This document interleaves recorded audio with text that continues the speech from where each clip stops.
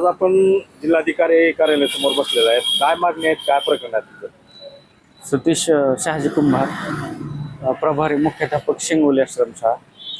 ही आमची मागणी आहे की दरमहाचा पगार हा 1 तारखेला करण्यात यावा आणि जुलैची जी वेतनवाढ आहे ती आम्हाला तात्काळ देण्यात यावी.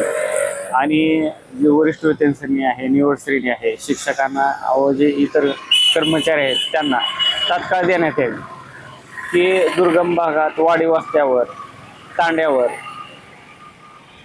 अहोरात्र शिक्षक व शिक्षकेतर कर्मचारी आश्रमशाळेतील विद्यार्थ्यांना ज्ञान देण्याचं, शिकवण्याचं पवित्र काम करतात. की शासनाचं तिथं कोणत्याच जास्त सुविधा नसताना सुद्धा वडार समाजाच्या, पारधी समाजाच्या किंवा वीटभट्टी कामगार समाजाच्या, ऊसतोड कामगार समाजाच्या विद्यार्थ्यांना शिकवण्याचं काम शिक्षक व कर्मचारी करतात. त्यामुळं शासनाने आतापर्यंत आमच्यावर अन्यायच केलेला आहे आणि सतत आमचा पगार हा वेळेवर होत नाही. आणि त्यामुळे बँका व पतसंस्था यांचे जे कर्ज घेतलेले आहेत, गृहकर्ज आहेत, पर्सनल लोन आहेत, त्याचे हप्ते वेळेत नाहीत गेल्यानंतर काय होतं की नाहक 2 हप्ते स्थगित होतात आणि व्याज वाढतं आणि त्याचा भार हा शिक्षक व कर्मचाऱ्यावर पडतो आणि नाहक आश्रमशाळा शिक्षक व कर्मचारी हा मानसिक तणावामध्ये जीवन व्यतीत करतो.